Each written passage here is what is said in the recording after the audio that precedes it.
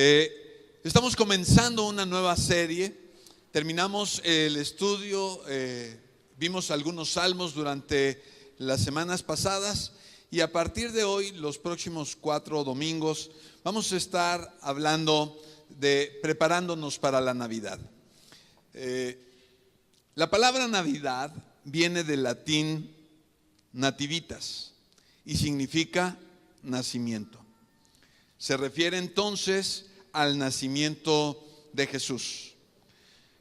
Usualmente celebramos la Navidad de Jesús el 25 de diciembre, pero esto no quiere decir que Jesús haya nacido en un día como ese. La verdad, nadie sabe en qué fecha precisamente haya nacido Jesús. Es más probable que haya sido hacia el final del verano, inicio del otoño.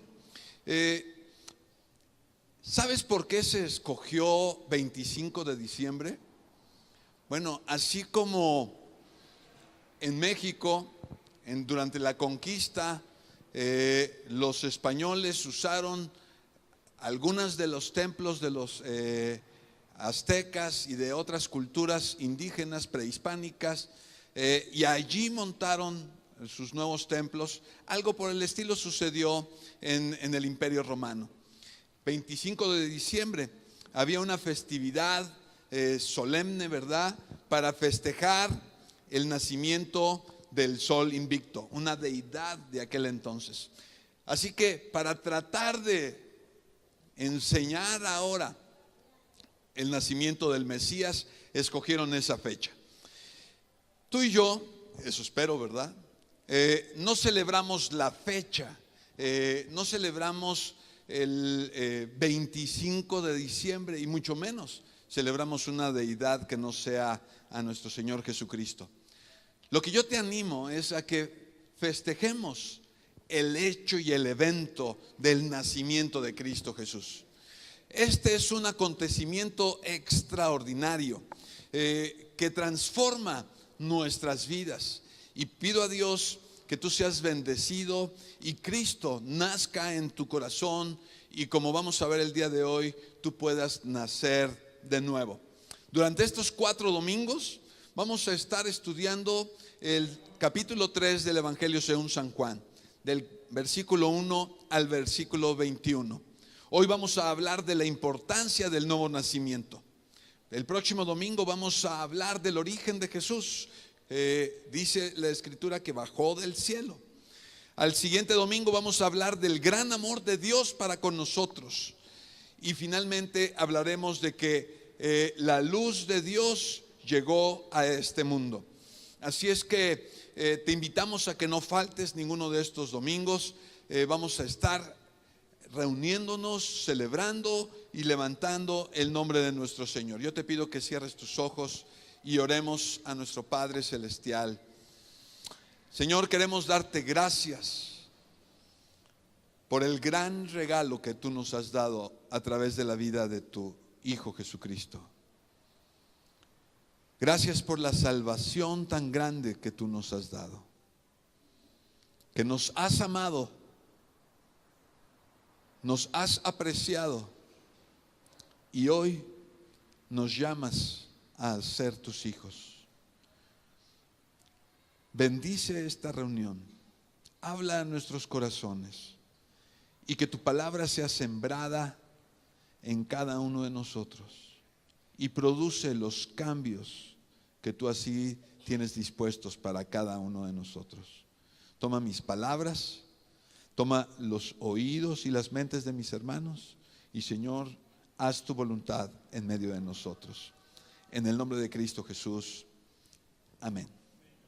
Quiero leer para ti los primeros 8 versículos del Evangelio según San Juan en el capítulo 3. Y dice: había un hombre llamado Nicodemo, un líder religioso judío de los fariseos. Una noche fue a hablar con Jesús. Rabí, le dijo, todos sabemos que Dios te ha enviado para enseñarnos. Las señales milagrosas que haces son la prueba de que Dios está contigo. Jesús le respondió: te digo la verdad, a menos que nazcas de nuevo, no puedes ver el reino de Dios. ¿Qué quieres decir?, exclamó Nicodemo. ¿Cómo puede un hombre mayor volver al vientre de su madre y nacer de nuevo? Jesús le contestó: te digo la verdad, nadie puede entrar en el reino de Dios si no nace de agua y del Espíritu. El ser humano solo puede reproducir la vida humana, pero la vida espiritual nace del Espíritu Santo. Así que no te sorprendas cuando digo: tienes que nacer de nuevo. El viento sopla hacia donde quiere. De la misma manera que oyes el viento, pero no sabes de dónde viene ni a dónde va, tampoco puedes explicar cómo las personas nacen del Espíritu. Esta conversación se está llevando a cabo entre dos personas. ¿Quiénes son estas dos personas? Jesús y Nicodemo. ¿Quién es este Nicodemo? ¿Cómo nos lo presenta Juan en este evangelio? Él es un fariseo, pero no cualquier fariseo. Es un principal. La palabra griega que se usa para esta, que se traduce como principal, es arconte. Es un líder. La Nueva Traducción Viviente dice que es un líder entre los judíos. Así es que es un fariseo muy importante. Pero ¿qué significa la palabra fariseo? Significa puro, significa separado. Y era una secta, era una sección de los judíos que ponían un gran empeño en la observancia de la ley, muy especialmente en lo que se refiere al día de reposo. Tenían una serie de reglas para el día de reposo. Los mandamientos que había dado Dios a Moisés decían: 6 días trabajarás y 1 descansarás. Bueno, ellos dijeron: bueno, ¿y cómo vamos a descansar ese séptimo? Así es que pusieron miles de reglas para estipular lo que estaba permitido y lo que no estaba permitido dentro del día de reposo. Un cierto número de pasos podían dar, no más que ellos. En sus alimentos solamente podían comer algunas cosas. No tenían que trabajar de ninguna manera. Eran muy escrupulosos. Hoy muchos de nosotros criticamos a los fariseos, pero la verdad, era gente que quería agradar a Dios, que amaba a Dios al grado de llevar, diríamos nosotros, a la exageración muchos de los mandamientos de Dios. Así es que tenemos a una persona religiosa, importante, conocedora de la ley, que amaba a Dios y se acerca a Jesús. ¿En qué momento del día se acerca a Jesús? De noche. ¿Por qué lo habrá hecho de noche Nicodemo? Hay varias posibilidades. Una de ellas puede ser prudencia. Cristo ya tenía varios enemigos, así es que a lo mejor Nicodemo, perteneciendo al Sanedrín, no quería agregar más cosas para que Jesús fuera atacado por sus enemigos. También a lo mejor habrá dicho: Jesús está muy ocupado enseñando, sanando. Yo quiero llegar en un momento en el que esté más descansado y podamos platicar. Yo necesito saber de él. No lo sabemos. La Biblia no nos dice exactamente cuál fue el motivo de visitarle en la noche. Una última posibilidad, bueno, una posibilidad más, podría haber otras: cobardía. A lo mejor no quería que él fuera señalado por ir con Jesús. El Sanedrín, los fariseos, el grupo al que él pertenecía, eran enemigos de Jesús. Así es que si lo veían con él, a lo mejor lo iban a tachar, ¿verdad?, de mal fariseo, que estaba dándole un lugar que no tenía Jesús.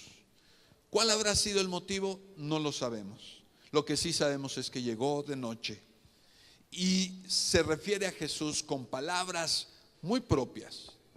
Rabí. Esta es una palabra que reconoce, en la que Nicodemo reconoce que Jesús es un maestro, aunque Jesús nunca fue a ninguna de las escuelas de los fariseos, reconoce que es un maestro. Qué difícil. Algunos de ustedes aquí quizás sean profesionistas y su trabajo les habrá costado obtener el título.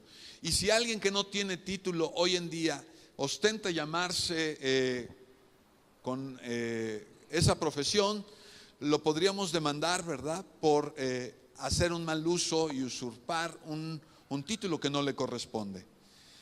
Por mucha sabiduría que tenga, hay un cierto celo profesional y diríamos, tú no estudiaste, o en qué universidad estudiaste, ¿verdad? Somos de ese estilo.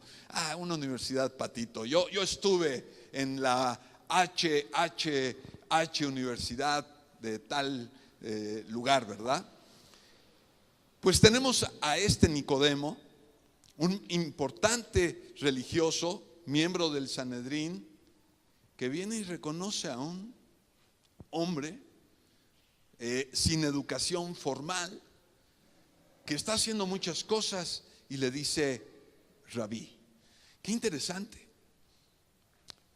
Nicodemo reconociendo en Jesús a un maestro. Y luego dice, sabemos. Habla en un plural. Esto significa que no solamente él ha llegado a esta conclusión, sino quizá haya otro grupo que ha llegado a la misma conclusión que él. Dice, todos sabemos que Dios te ha enviado para enseñarnos. Las señales milagrosas que haces son la prueba de que Dios está contigo. Y sí, Nicodemo tiene razón. La Escritura habla de que si alguien no tiene una buena relación con Dios, Dios no lo va a escuchar y mucho menos va a poder hacer el tipo de milagros que Jesús ya estaba haciendo en ese momento.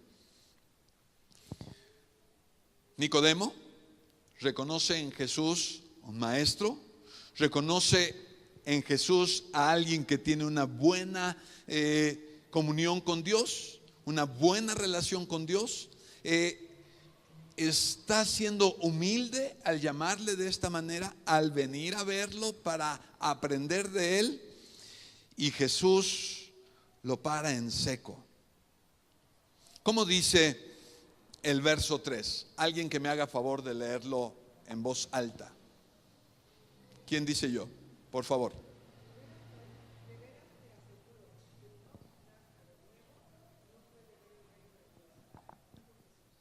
De veras te aseguro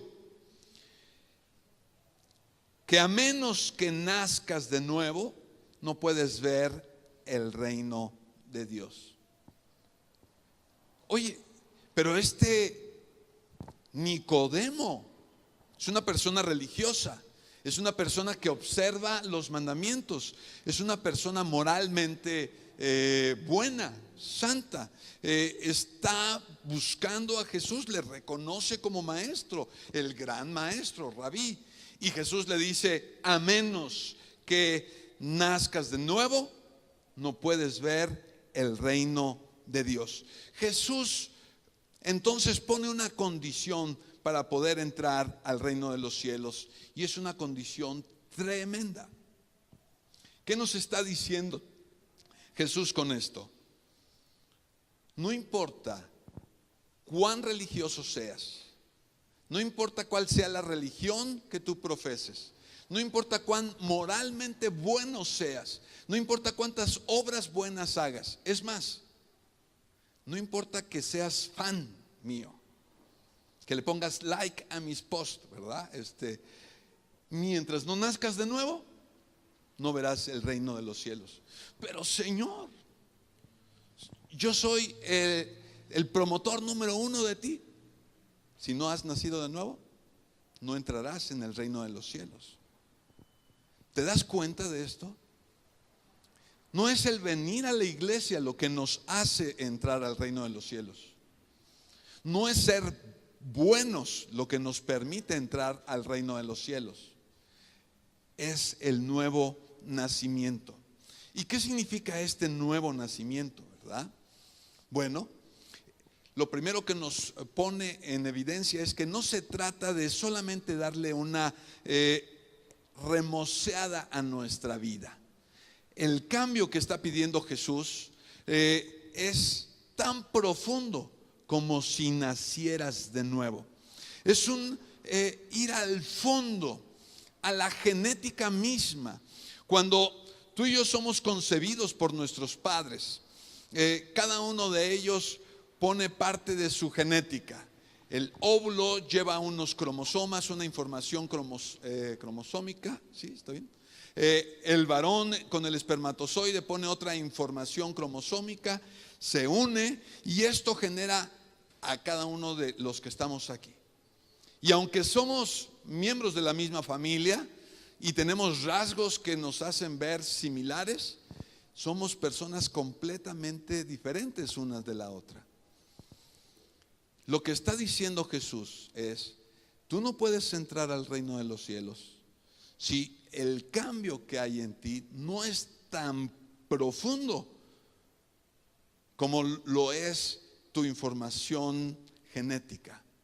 Tienes que nacer de nuevo. Así de profundo tiene que ser. No es solamente lo que hagas externamente. Nicodemo hacía muchas cosas y muchas de ellas eran buenas. Comparado con alguno de nosotros, nos llevaba de calle en santidad, nos llevaba mucha ventaja quizá en obras buenas. Pero Jesús le dice: no es lo del exterior lo que va a hacer que tú entres al reino de los cielos. Es un cambio absoluto, radical. Le dice: tú tienes que nacer de nuevo. Y en el original esta expresión de nuevo podría también traducirse nacer de lo alto. Que tú nazcas de la iniciativa de Dios. En el primer capítulo del Evangelio según San Juan dice que es voluntad de Dios los que somos nacidos de Él, que Él pone su información, permítemelo decir de esta manera, Él pone su información genética en ti cuando naces de nuevo. Estás cableado de una manera, hablando espiritualmente, diferente a todo el resto de la gente. Y eso es lo que Jesús está tratando de decirnos. Ahora, ¿cómo se obtiene este nuevo nacimiento? Yo te pido que veas Marcos 1:15 y lo leamos de aquí enfrente. ¿Lo podemos leer todos juntos al mismo tiempo? Dice: por fin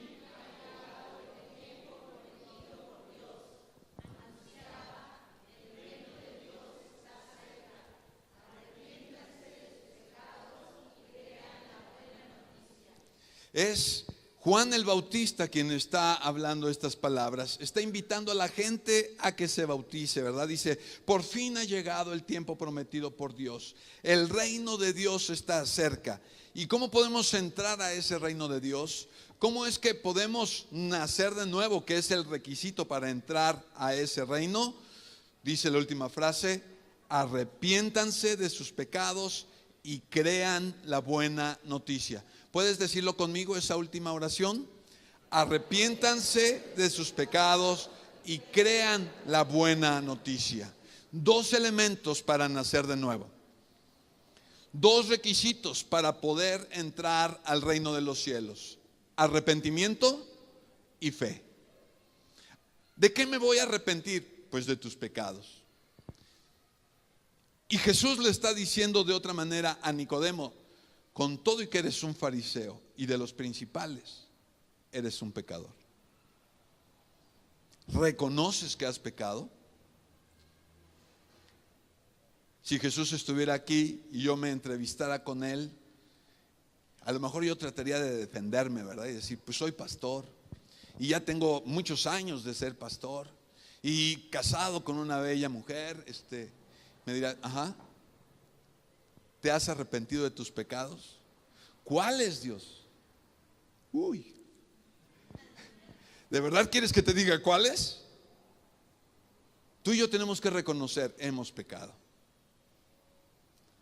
Y como te decía en las otras reuniones, la confesión no es solamente decir, si en algo te ofendí, perdón, ¿verdad? Tú no puedes venir delante de Dios y decir, bueno, Dios, pues como si estuvieras jugando bote pateado. No sé por qué tengo ese juego desde hace unos días bien metido, ¿verdad? 1, 2, 3 por todos mis pecados. No.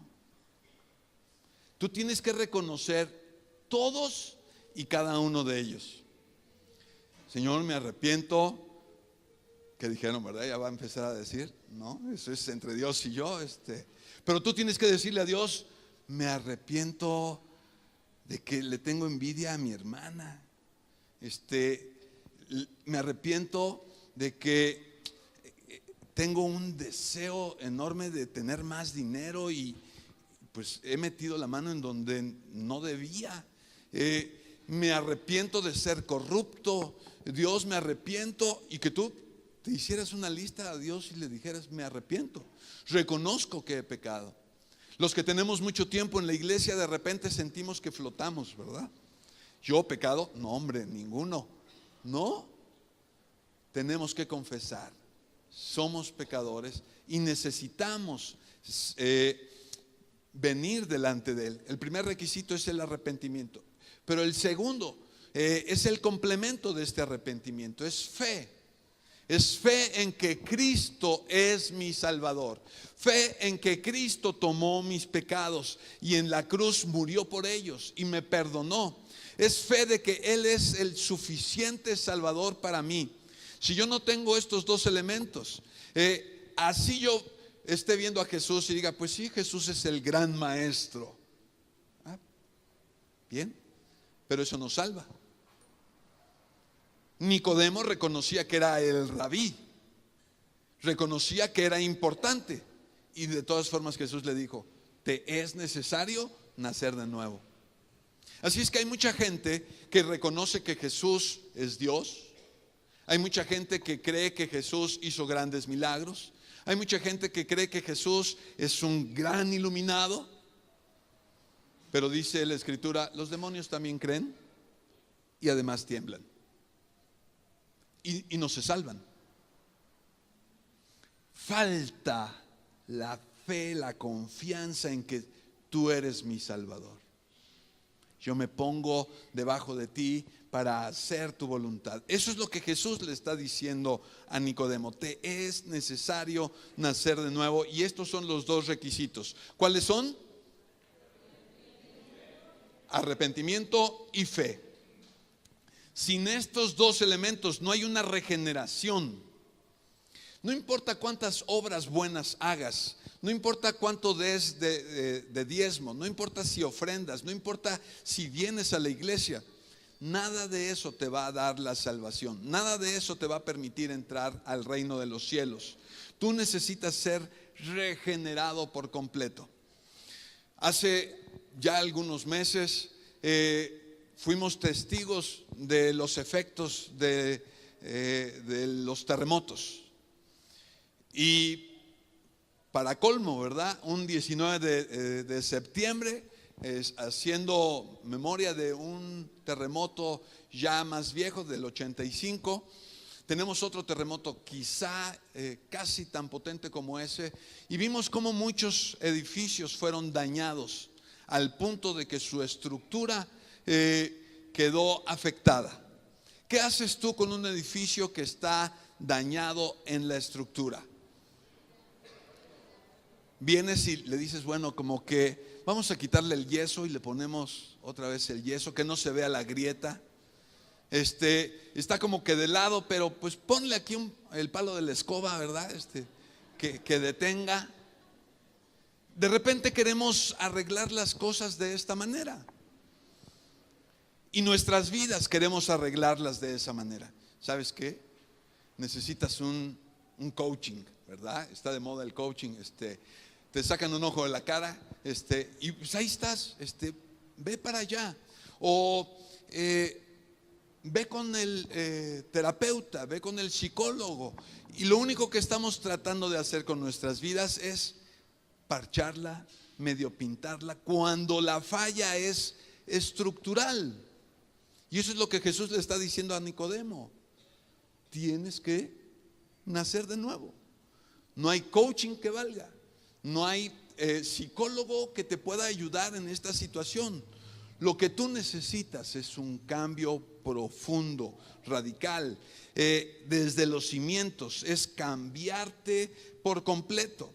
Nuestra alma, nuestro espíritu, nuestro hombre interior ha de ser formado, vivificado de nuevo.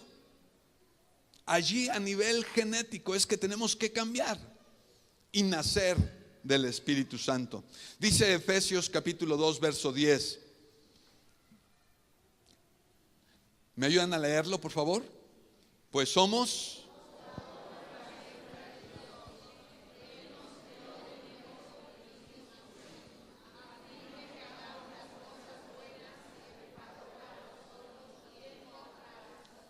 dile al que está a tu lado, eres la obra maestra de Dios. Bueno, también le puedes decir, estás como quieres, ¿verdad? Dios te formó, eres su obra maestra. Pero ¿por qué eres su obra maestra? Porque Él nos creó de nuevo. Tú dirás, pues se sigue viendo tan traqueteado como antes, ¿verdad? Nuevo. Dios, como que necesitas unas clases, ¿verdad? No, sí, Dios nos creó de nuevo en Cristo Jesús, a fin de que hagamos las cosas buenas que Él preparó para nosotros tiempo atrás. Y tú dirás, pues no, que las obras no son importantes. Sí, no son importantes para obtener la salvación, no son importantes para nacer de nuevo. Pero una vez que naces de nuevo, una vez que tu genética es cambiada, tu genética espiritual es cambiada, lo que Dios espera es que actúes como una persona nueva, una persona espiritual, una persona que pone a Dios por encima de todas las cosas. Y entonces se ve, se siente, ¿verdad? El Hijo de Dios está presente. Amén. Dale un aplauso a Cristo Jesús, por favor.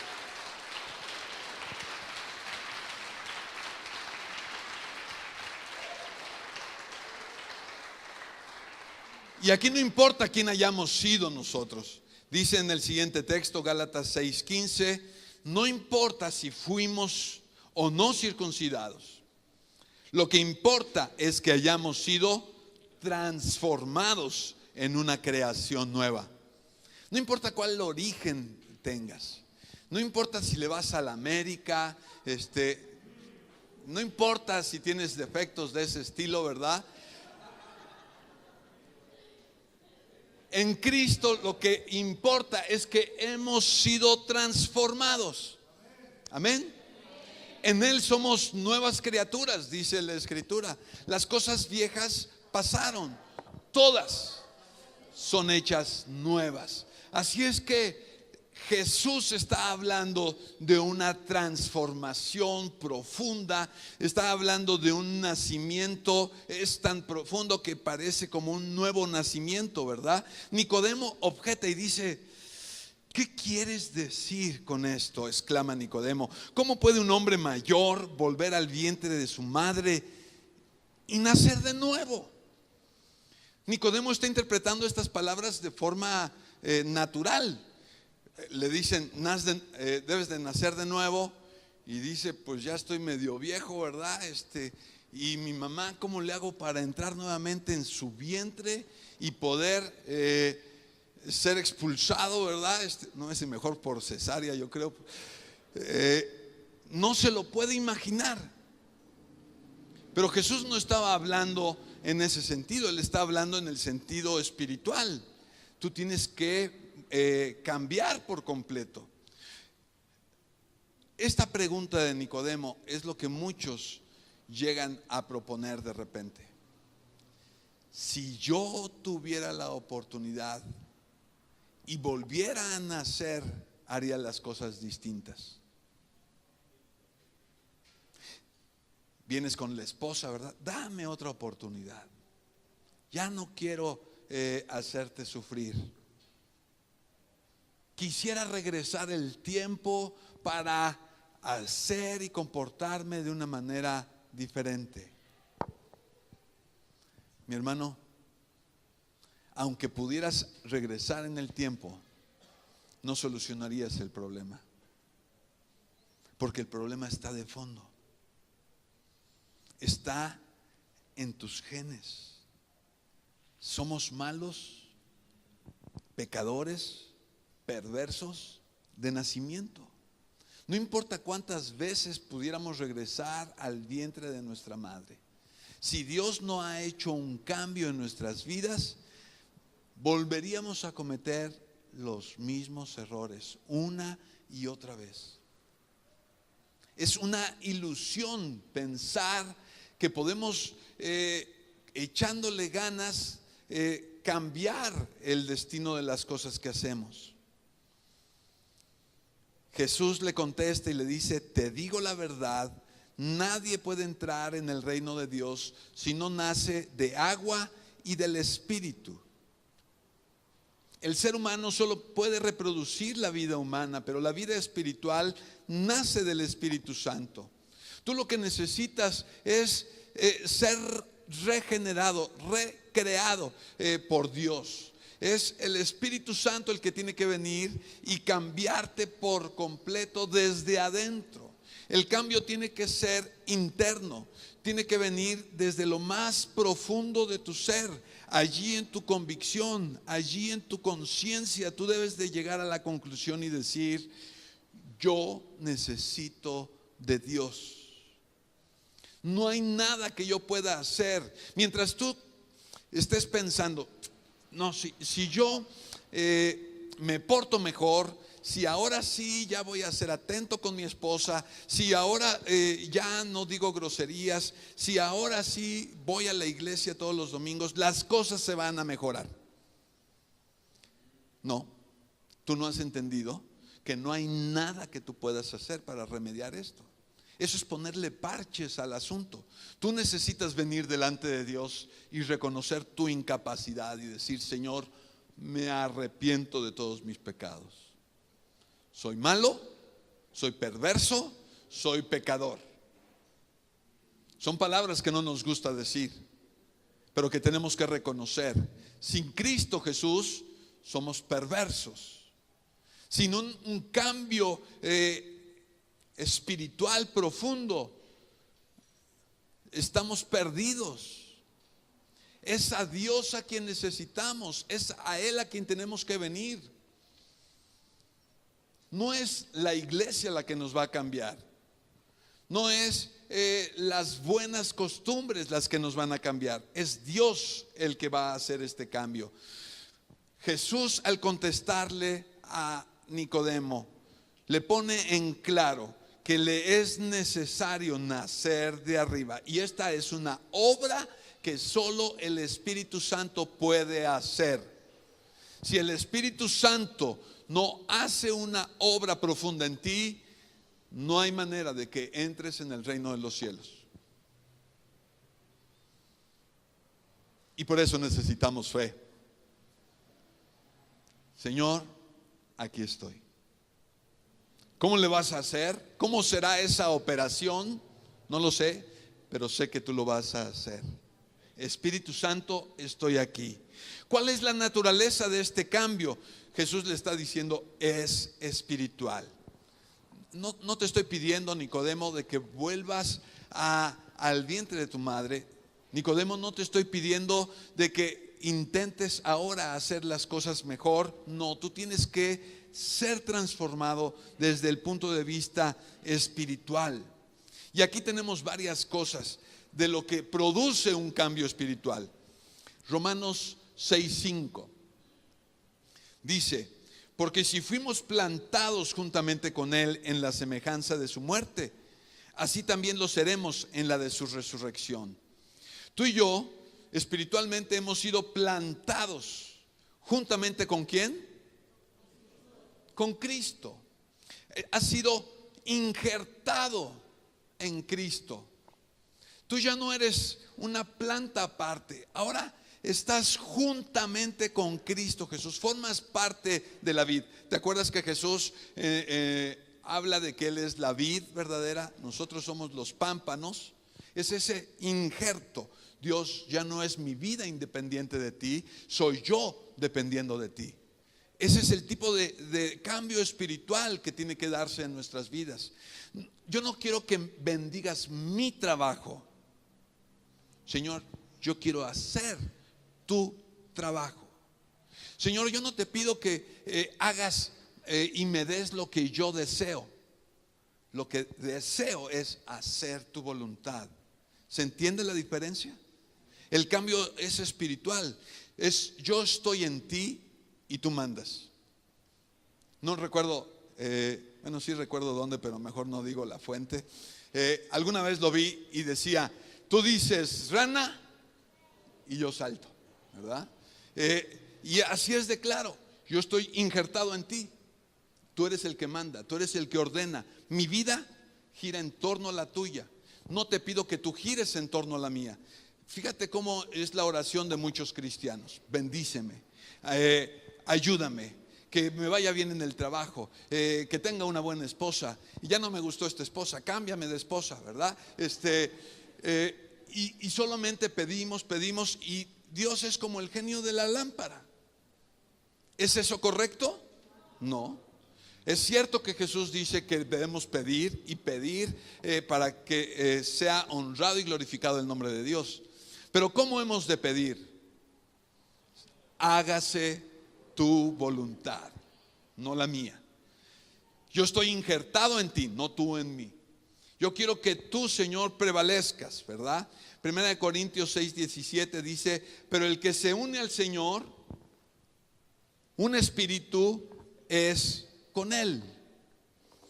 Cuando tú vienes a Cristo Jesús y le recibes como tu Salvador, tú estás diciendo, Señor, yo me quiero unir a ti y ser un espíritu contigo. Qué tremendo. Es yo en ti. Que cuando alguien me vea a mí, diga, como que noto a Cristo Jesús en tu vida. Como que tú te pareces a Cristo Jesús. Que por la barba, por el cabello, no. El carácter, ¿verdad? Esa paz, esa autoridad, esa presencia. Hay algo, porque tú eres uno con Él. Somos un espíritu con Él. Ese es el tipo de cambio espiritual al que está refiriéndose Jesús.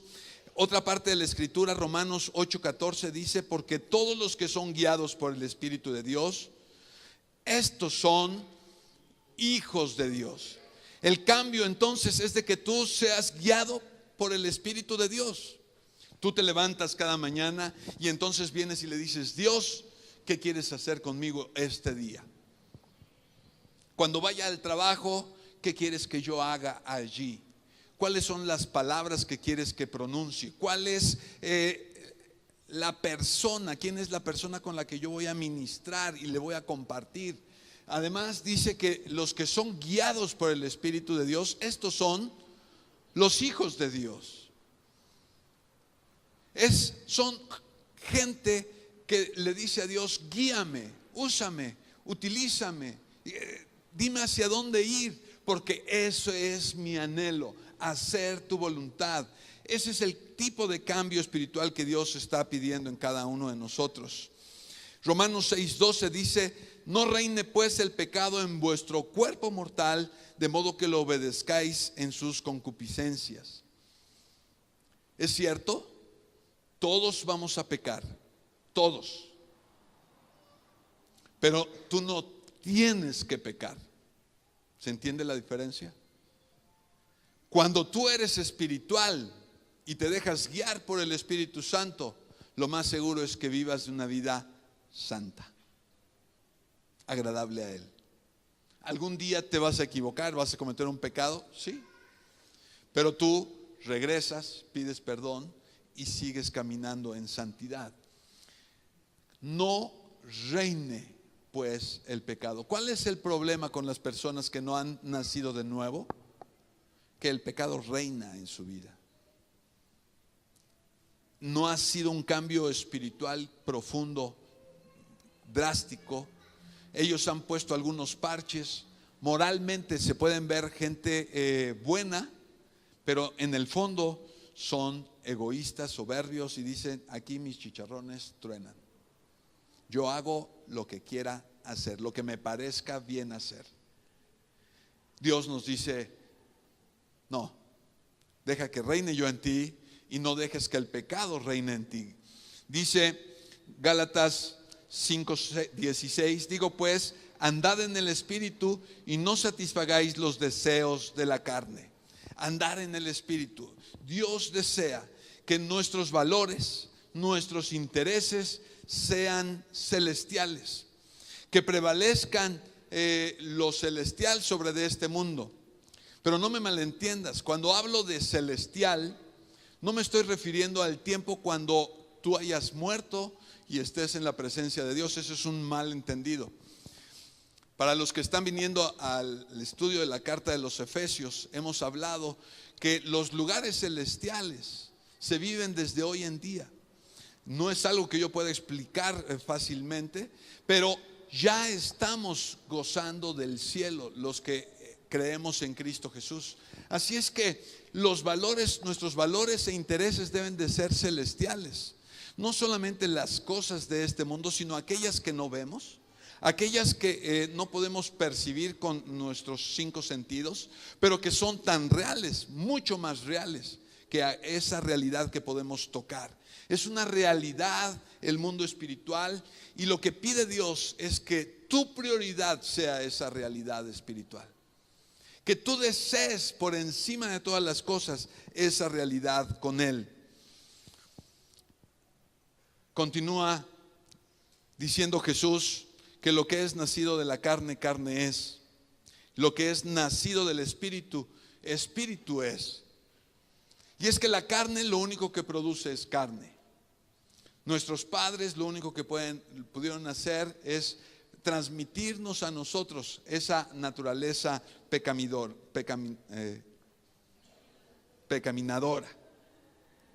Salmo 51:5, ¿verdad? Dice: pues soy pecador de nacimiento. Así es, desde el momento en que me concibió mi madre. Uno ve a los bebitos y dice: qué hermosura de bebé. ¿A poco no? ¿Sí? Ves a tus hijos y dices: están así cachetoncitos, bonitos. Dices: me dan ganas de comérmelo, ¿no? Cuando crecen dices: ¿por qué no me lo comí? Tiernos, bonitos. ¿Qué es lo que está diciendo este salmo? Soy pecador de nacimiento, porque la carne produce carne. La naturaleza de pecado se hereda, y es algo con lo que tenemos que batallar. Nuestros hijos, aún pequeños, son pecadores.